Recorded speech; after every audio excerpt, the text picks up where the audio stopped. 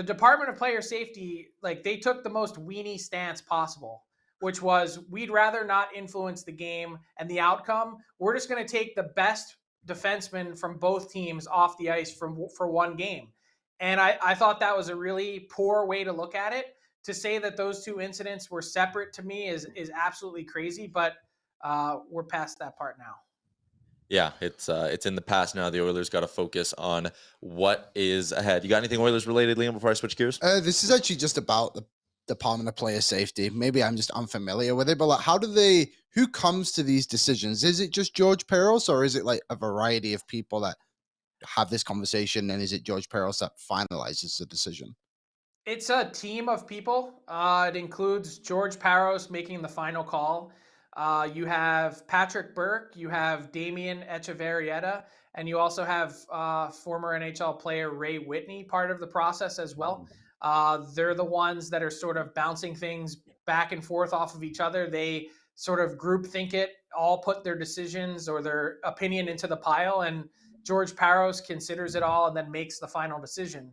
So that's generally and typically how it works. And I'll just say this, like, again, we're past it, but not to put too fine a point on it. The same entire group has been together for 6 years now.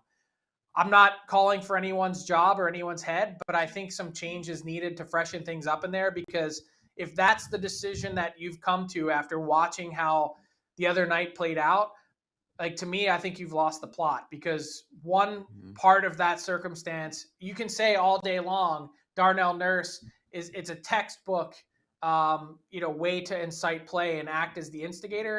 And that's accurate, but that part doesn't happen without the slash that came first. And so I just think they've totally lost it, and someone there needs to rein it in.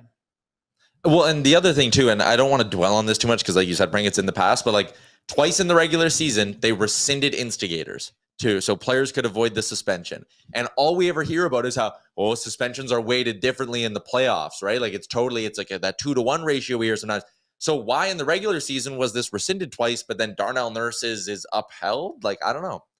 Yeah, so like let's even just get rid of the two that were rescinded, and let's just talk about the factor and weight that you just spoke about. Yeah. So by that count, a regular season 1-game suspension is equal to a half game in the playoffs. Like, by that measure alone, you should be rescinding the suspension almost every time, even if it is textbook.